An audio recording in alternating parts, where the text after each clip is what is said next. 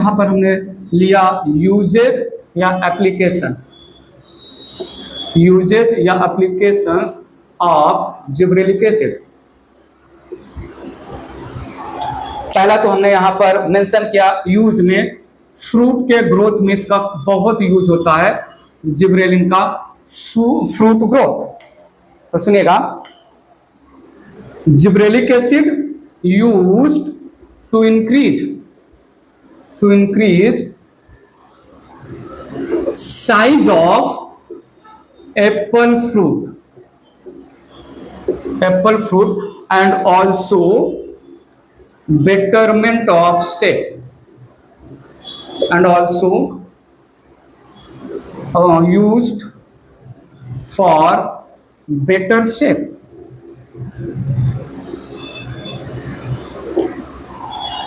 Grapes में जो bunch of grapes होते हैं, थोड़ा सुनिएगा, बंच ऑफ ग्रेप्स जिस स्टॉक पे आ रहे हैं वो स्टॉक छोटा होता है, जिसकी वजह से स्मॉल स्टॉक पर जितने भी ग्रेप्स अटैच्ड हैं वो ग्रेप्स जैसे जैसे बड़े होंगे एक दूसरे के टच में आएंगे और टच की वजह से ग्रोथ रिटार्ड होगा, जिसको हम कॉन्टेक्ट इनहिबिशन बोल सकते हैं। जिब्रेलिक एसिड स्टॉक पे डालो, वो स्टॉक पे जिस स्टॉक पे जो है ग्रेप्स अटैच्ड है तो उस स्टॉक के लेंथ को जिब्रेलिक एसिड बढ़ा देगा, 10 कॉन्टेक्ट हट जाएगा, टच ऑफ द फ्रूट हट जाएगा, size of the bunch of grapes भी इंक्रीज किया जा सकता है। सो थोड़ा सुनिएगा, use of gibberellic acid increases length of stalk of grapes, ठीक है, stock of grape, 10 grapes size and bunch of grapes can be increased।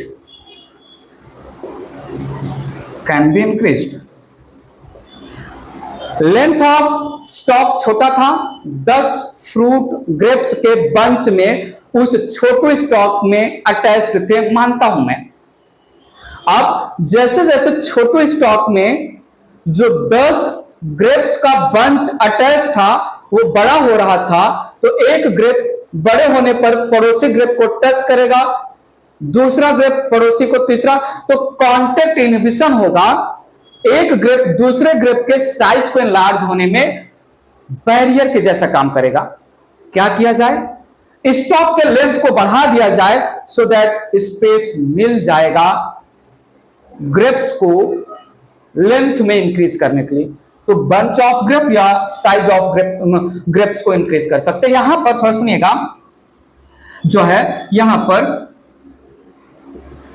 Size of apple, बहुत इंपॉर्टेंट बात बता रहा हूं, size of apple increased artificially, size of apple increased artificially by Promalin, compound है Promalin, and Promalin it is combination of cytokinin plus gibberellic acid या gibberellins. Cytokinin और gibberellins को मिला के एक केमिकल बनाया, पोमालिन का यूज करेंगे एप्पल पे साइज इंक्रीज करने में। और यहां पर जो साइटोकाइनिन लिया गया है, साइटोकाइनिन वो है बाप, कौन सा टाइप का, बाप, बेंजीन एमिनोफ्यूरिन, ठीक है। और जो जिब्रेलिन मिक्स किया गया है यह है gibberellic acid 4 plus gibberellic acid 7, ठीक है। तो artificially increase in size of apple, it is because of use of Promalin mixture of cytokinin, जिसमें बेंजीन अमाइनोप्यूरिन लिया गया है, एंड जो है जिब्रेलिन से gibberellic acid GA4 and GA7, ठीक है। इरेज करता हूं। फ्रूट की बात हो रही है तो लगे हाथ पार्थेनोकार्पी की बात कर लेते हैं। पार्थेनोकार्पी, बताइए तो सही, पार्थेनोकार्पी का मतलब क्या होता है? Seedless fruit. Parthenocarpy seed fruit without seed. So थोड़ा सुनिएगा, seedless pomaceous fruits.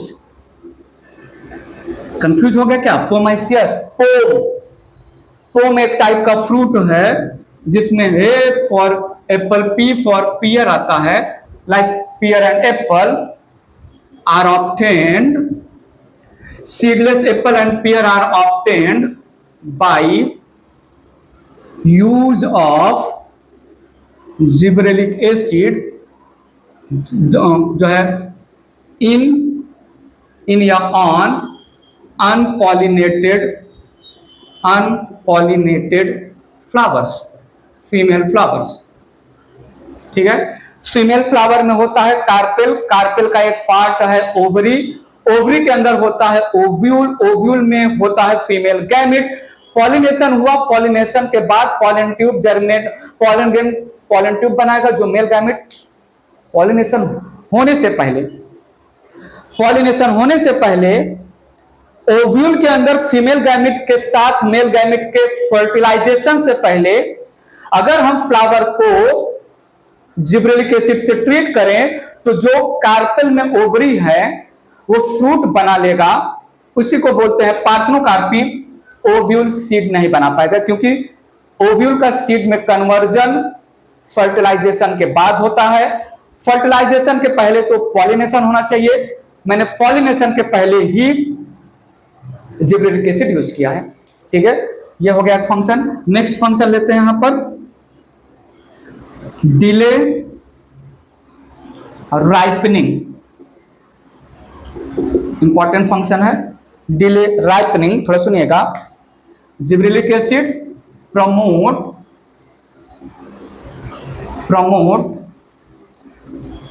Delay in ripening of fruits, thus fruits, ठीक है, जिब्रेलिक एसिड पोस्टपोन्ड कर देगा फ्रूट के राइपनिंग को, thus fruits can left on plant for longer।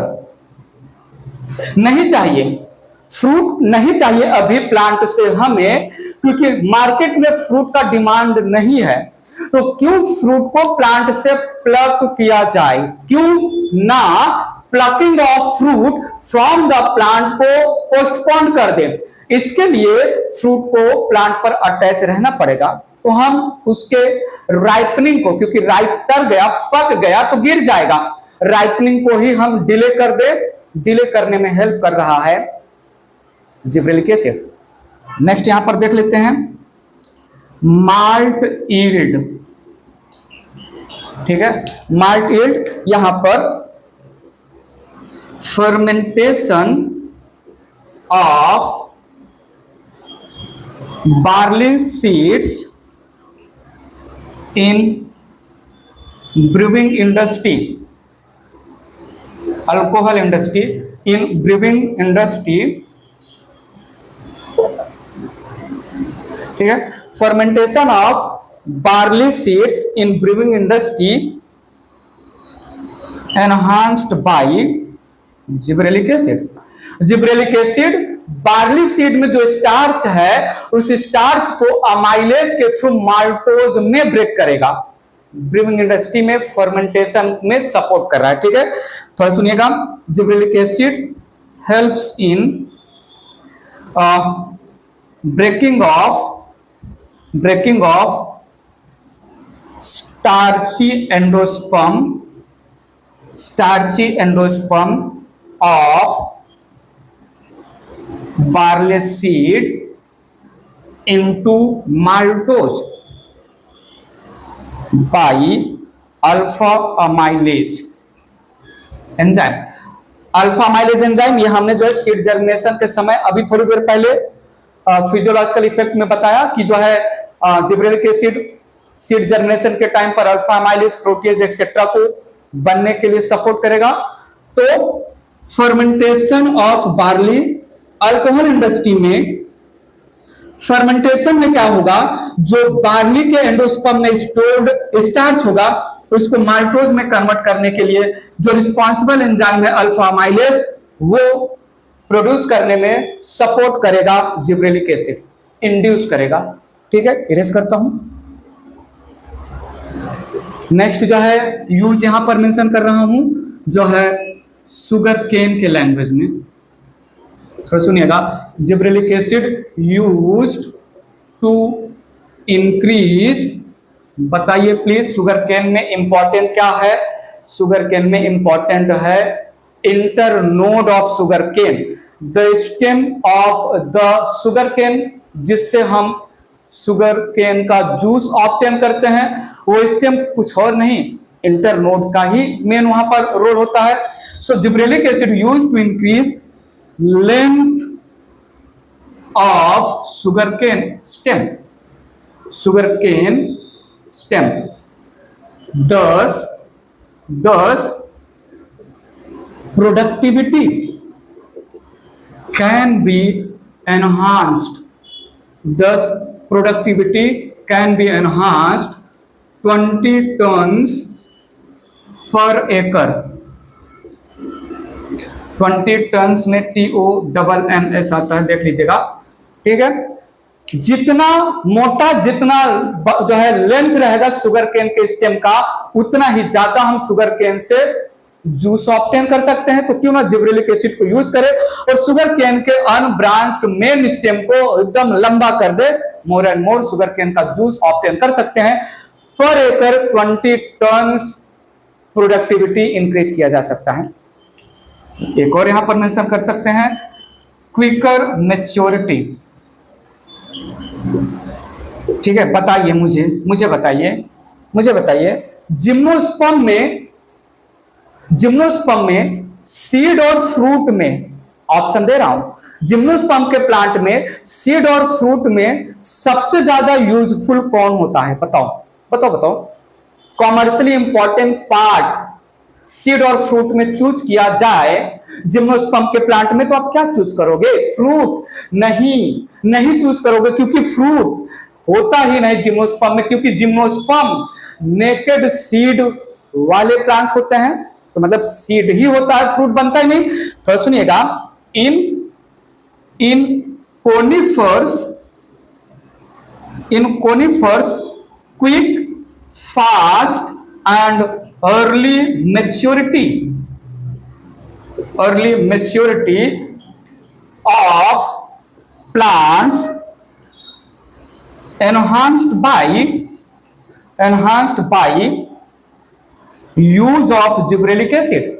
जितनी जल्दी, जितना फास्ट मेच्योर हो जाएगा कोनिफर का प्लांट, फ्लावरिंग जितनी जल्दी आएगा, और सुनिएगा, use of gibberellic acid, thus seed can be obtained very early। ठीक है, कोनिफर का commercially important no doubt seed ही होगा। सीड हमें जल्दी चाहिए, उसके लिए हमें प्लांट को जल्दी मैच्योर करना होगा, फ्लावर जल्दी आए, पॉलिनेशन जल्दी हो, ये सब करवाएगा जिब्रेलिक एसिड, ये सब करवाएगा जिब्रेलिक एसिड। ठीक है, इरेज कर रहा हूं। जिब्रेलिन्स हमने स्टार्ट किया इस वीडियो लेक्चर में। हमने जो है डिस्कवरी के बारे में बातें की, कहां पर जिब्रेलिक एसिड सिंथेसाइज होगा, प्रिकर्सर की बातें की। हमने जो है फंक्शन या फिजियोलॉजिकल इफेक्ट और यूटिलाइजेशन, यूजेज और एप्लीकेशन की बातें खत्म की। ठीक है, यहां पर आते हैं वो एक्सपेरिमेंट या वो टेस्ट जिससे क्वालिटेटिव या क्वांटिटेटिव डेटा मिलता है किसी भी हार्मोन्स के फंक्शन का।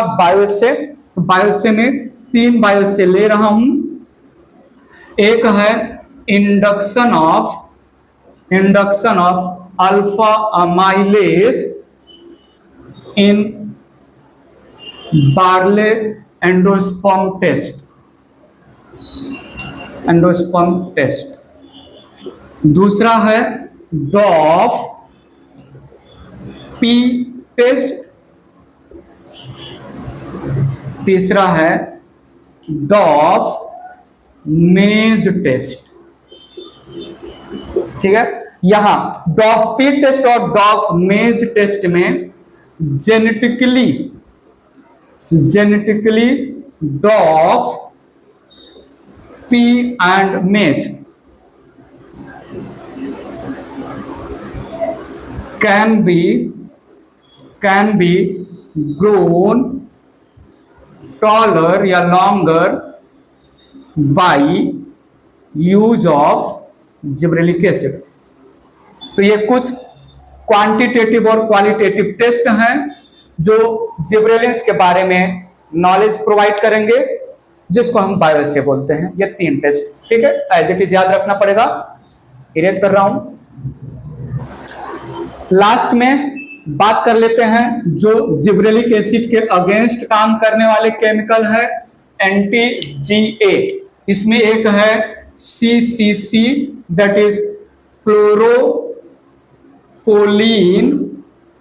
क्लोराइड। एक है AMO 1618 केमिकल का नाम, एक है फॉस्फोन डी केमिकल का नाम, और एक है मैलिक हाइड्राजाइड। ये तो स्टार्टिंग में हमने बताया। मैलिक हाइड्राजाइड पोटैटो ट्यूबर के बर्ड्स को ग्रो नहीं करने देगा, डॉर्मेंट रखेगा मैलिक हाइड्राजाइड।